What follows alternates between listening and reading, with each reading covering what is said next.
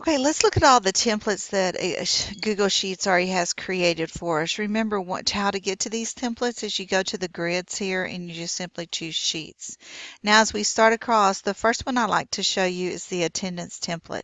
This is one that's pre-set up with formulas. All you have to do is put in your student's name, and then here's a class name and a teacher name. All of these are you can edit those, click on them, change them to whatever you want, and then you can come in and as you're putting in they already have for excused absence, unexcused, late, and they've given you the acronyms to use here or the letters. Then you see how it automatically updates for you as you go across. You will see these numbers change. And so this is neat. Sometimes we spend hours on creating things for us that we're like, oh my gosh, I wish this was already done. So this is a great one for attendance. Now, just like anything else, once you get something you like, before I really made it my own, I would make a copy of it and then I would go put it somewhere in my drive that would be something that, so I would go into my drive, I would go 17, 18.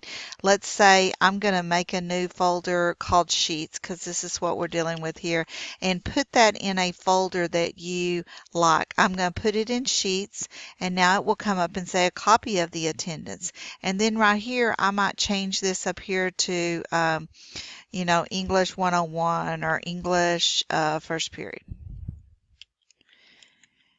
And then, so you can use what they already have here and tweak it however you want to.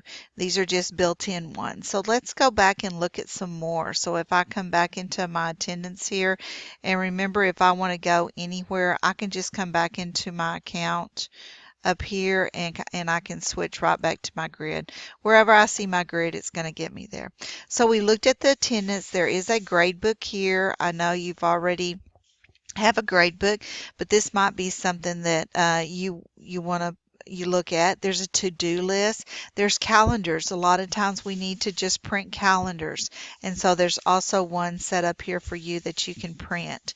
The other thing you can look in here, and you notice there I just clicked the little grid to the left, just showing you a different way to get out. There's a schedule, and you can add that in. And as we expand that, there are no Raines ISD templates. I am going to get with Lisa and Miss Johnson and figure out if we want to start creating some templates for Raines.